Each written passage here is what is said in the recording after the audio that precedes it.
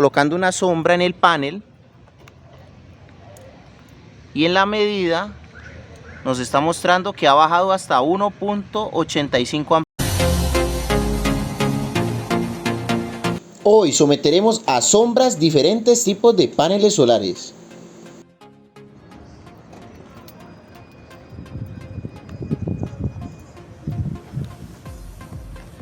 ¿Esta medición es cómo? La tensión de circuito abierto en vacío del módulo solar policristalino. Estamos marcando ahí 19.8 voltios, ¿no? De un panel de 150 vatios. ¿Panel de 150 vatios qué? Policristalino, celda común. Ok, vamos a ver entonces las características.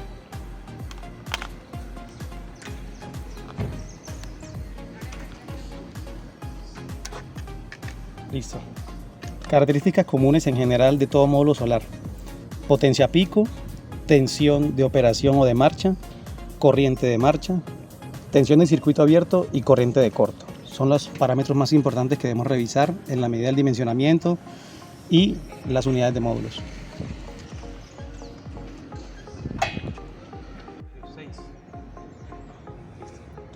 Ahora está realizando la medición de corriente.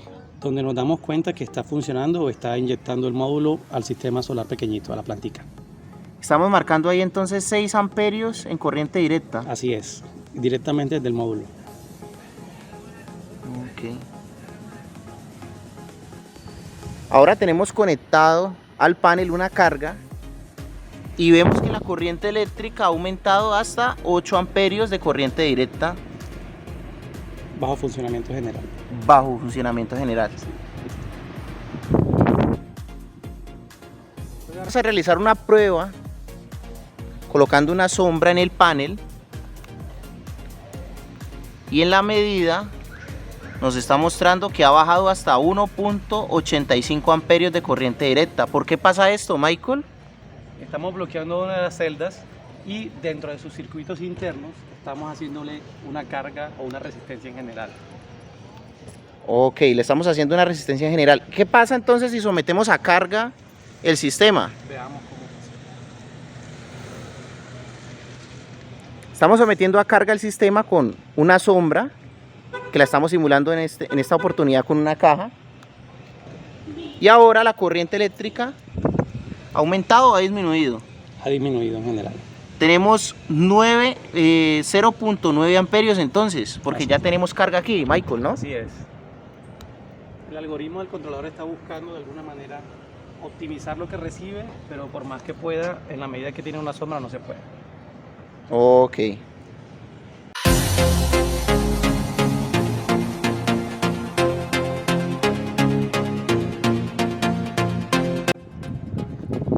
Prueba en vacío o módulo flexible. Tensión de circuito abierto en estos momentos de 20.6 frente a uno de placa de 23.2 voltios. ¿Sí? Al estar en vacío definitivamente se nota una diferencia de afectación, pero es algo pequeño, es un dato bastante curioso. Vamos a hacer la prueba entonces de sombra, ¿no? Ahí va. ¿Qué estás verificando ahí, Michael? Cuéntanos. Como dato curioso, vemos que la corriente de funcionamiento con solamente la planta conectada en vacío es de 4.62, un poco tal vez superior a la que se encuentra de placa como corriente de corto. Es un dato bastante curioso porque se encuentra en vacío en estos momentos. Vamos a hacer la muestra ahora con el funcionamiento general de una carga específica.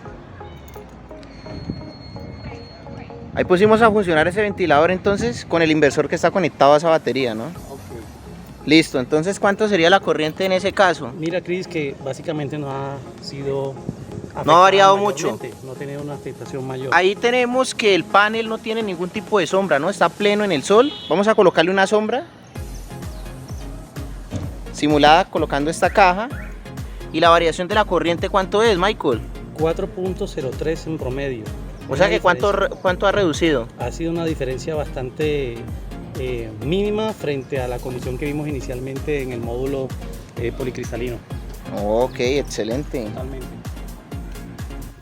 Hola, ¿qué tal amigos de Resustentable? Quiero presentarles el módulo flexible. Este es un módulo tipo SIX de segunda generación. SIX quiere decir cobre, indio, galio, selenio, es la composición de sus materiales. Vemos en general que es bastante flexible.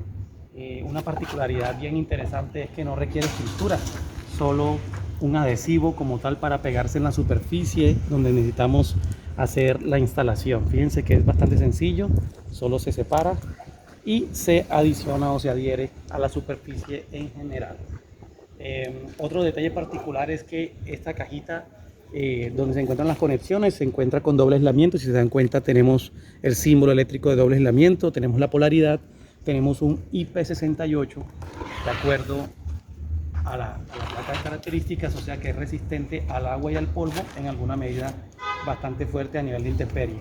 Este es un módulo interesante, la idea es explorar estas tecnologías, es de segunda generación y los invito a que sigan indagando un poco más de ella. ¿Está la placa del panel? Así es, aquí vemos las características más principales, más relevantes. Vemos la potencia pico, vemos la tensión de circuito abierto, vemos la corriente de corto, la tensión de operación y la corriente de marcha. Nos damos cuenta que de pronto la diferencia en tensión de circuito abierto de placa frente a la medida eran alrededor de 6 voltios, así que no estamos por fuera del alcance.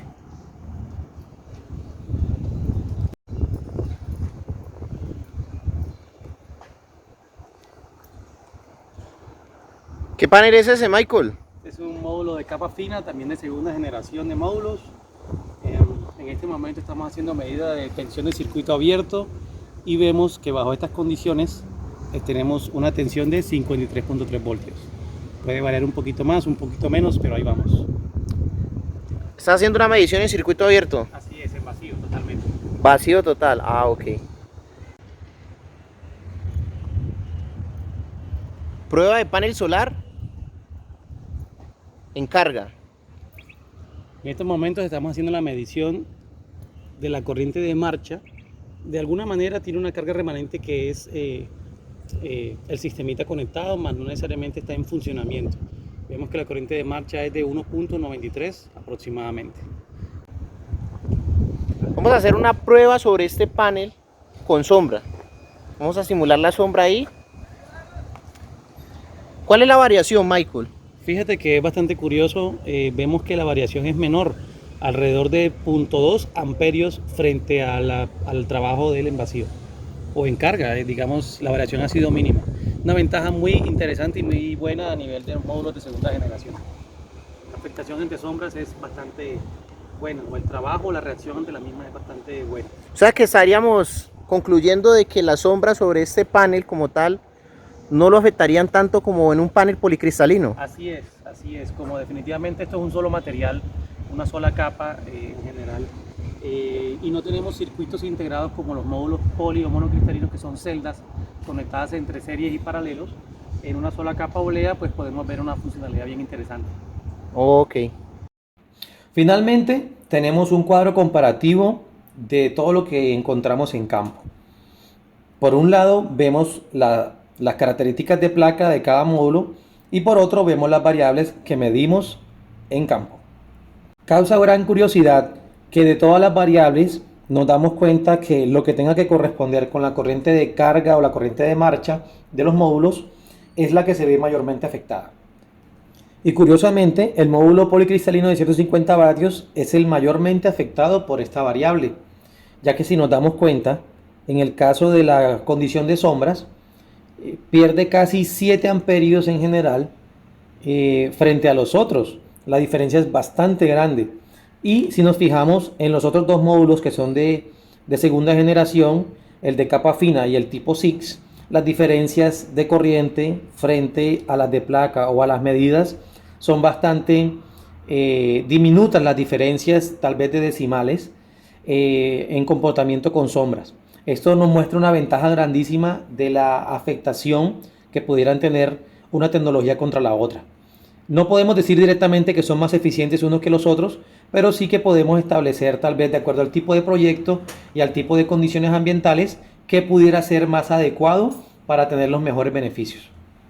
De acuerdo a esto, llama la atención una tabla muy específica del Laboratorio Nacional de Energías Renovables NRL, que nos muestra, dependiendo de la diferente tecnología de módulos, algunas condiciones de eficiencia.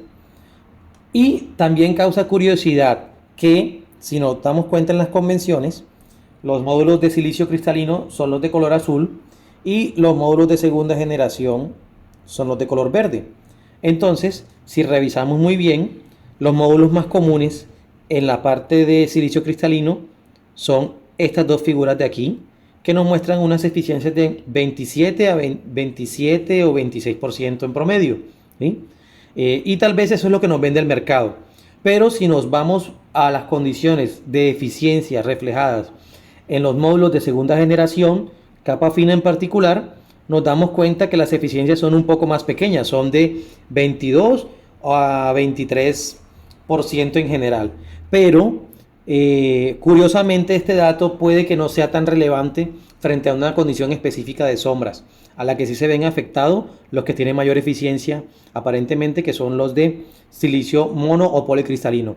Entonces eso nos causa bastante curiosidad porque podemos indagar de verdad qué tecnología puede ser más adecuada para nuestro proyecto, y a pesar de que tal vez no sean más eficientes, pueda que tengamos más beneficios, mejores condiciones. Por ejemplo, el módulo tipo 6 no tiene marco metálico. Eso quiere decir que tampoco tiene las pérdidas causadas por PID, que llamamos, que es la degradación inducida de potencial, porque el marco metálico no le está haciendo una autoinducción y está haciendo pérdidas. Entonces, cosas como estas pueden afectar de mejor condición la producción que datos de laboratorio específicamente de eficiencias, que es lo que nos vende el mercado. Así que mucho cuidado, revisemos bien estos datos y veamos y evaluemos qué tipo de tecnología nos sirve para cada proyecto.